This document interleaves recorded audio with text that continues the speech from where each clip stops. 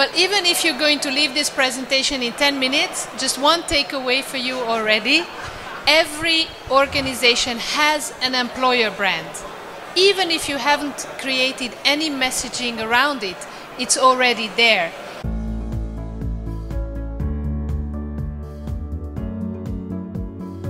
So we're going to hopefully show you how this happens and how you can influence the communication and the messaging around it.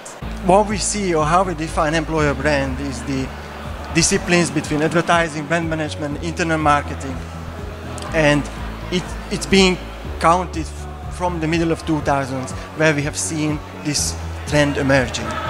Employer brand is more than your recruitment page, right? It's more than some slogans, or it's more than something that is communicated.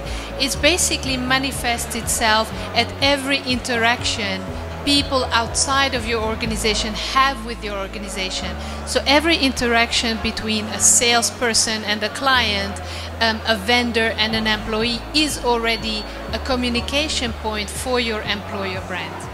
So when we talk about employer brand, we advise always, when we work with our partners, we advise always to them that they put their organization on a map of an economy, so they understand where are they, in which position. And it is also important, when we talk about employer brand, that you have to know in which business you are, whether it's B2B, whether it's B2C, or business to the government, or business to employees. And perhaps another takeaway is that in time of this radical transparency, companies can no longer sweep things under the carpet. We have seen this with United Airlines, we have seen this with Uber, we have seen this with Pepsi. It's everything is out in the open, and every communication aspect gives customers and candidates a feel for what it must be, or what is it like to work at this company. Employer branding, or employee value proposition, that is the next slide, is the promise to the employees and to the future employees by the company that what they are going to experience within the workforce, within the workplace. And one important concept we wanted to share with you is the employee value proposition, and it has several parts: products and services, culture, recognition, professional development, comp and ben, and work-life balance and work-life integration. Work-life integration, work-life balance goes beyond HR and HR policies. It must be integrated into the DNA of every company. And also a little bit, we wanted to also highlight the role modeling, the roles of CEOs, of top management, who should be also practicing and sharing their experience about flexible work, about picking up their kids from the childcare of the company, or having flex jobs and job sharing opportunities. We see in our work so many beautiful websites of company where they say we have great work-life balance, we have part-time or flexible or gym, but if the CEO goes down and the gym is empty, you know, or if everybody is still there at 7 or 8 p.m. in the evening, it means that there is a problem there. It means that you may say you want work-life balance, but there is a disconnect between how people feel they can really honor their outside of work commitments. So the take-up is one very crucial indicator about authenticity and whether the company is really walking the walk, talking the talk there.